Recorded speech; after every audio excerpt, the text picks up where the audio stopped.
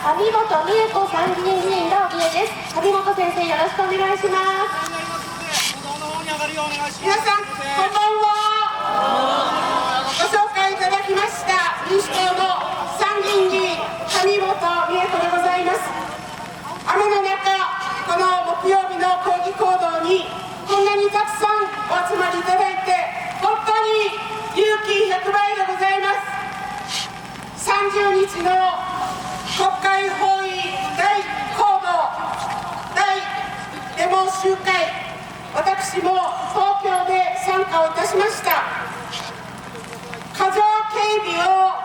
監視するということでタスキをかけて参加をしましたけれども、本当に驚くべき警備の状況に、とうとう私は最初財務省前のステージでご挨拶をした後、正門前に行こうと思いましたが、2時間かけてもたどり着きませんでした。何が過剰警備かと言いますと、この集会の参加者数、警察発表3万人、主催者発表12万人、この会議が何なのか、正門前に人を行かせないように、信号という信号で横断歩道を遮断しているんです。なんでこんなことをやってるの、向こうの国会議事堂側はガラガラじゃないのと言いましたら、警備警察の方は安全確保だと言います。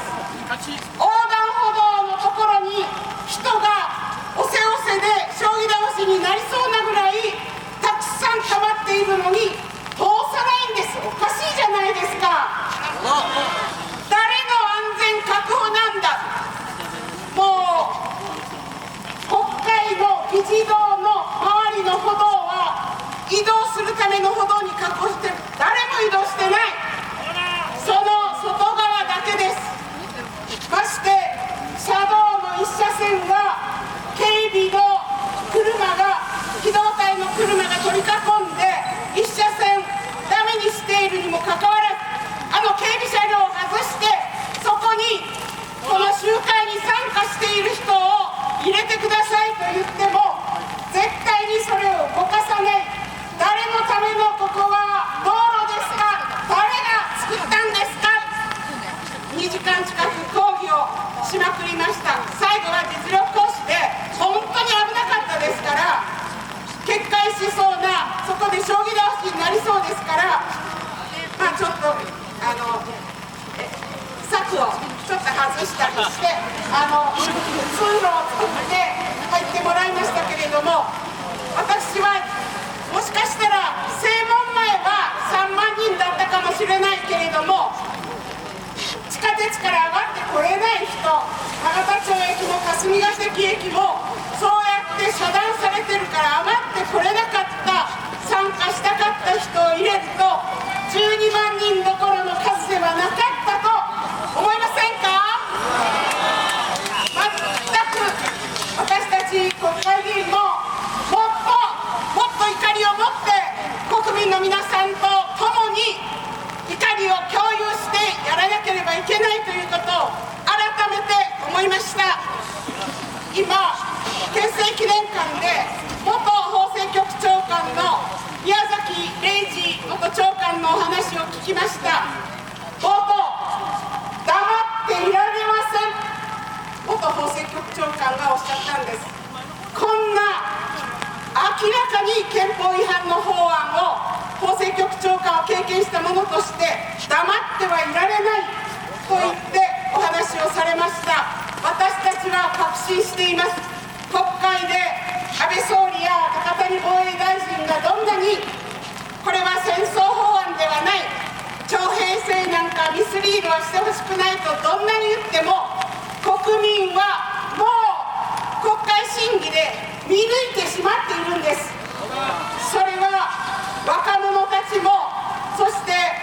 2、3日前ですか、昨日ですか、宗教界、立正厚生会の方々も反対声明を公表されました。学者、文化人、一般市民、オールドも、それから海外在住の方々も海外にいたら日本が平和国家のブランドを捨ててこの法案が成立すると自分たちの身が危なくなるのではないかとオーバーシーズというグループを立ち上げたということも聞きました。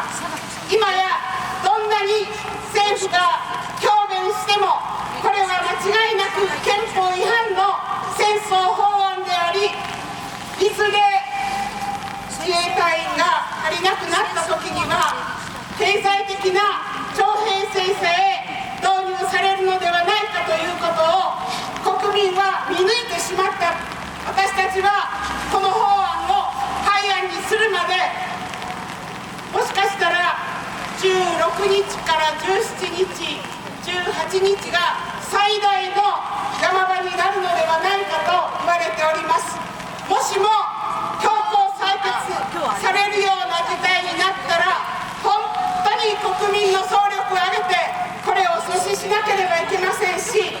そうなった後も私たちは決して忘れない、許さない、その気持ちを持ち続けて共に絶対に戦争する国になんかさせないということを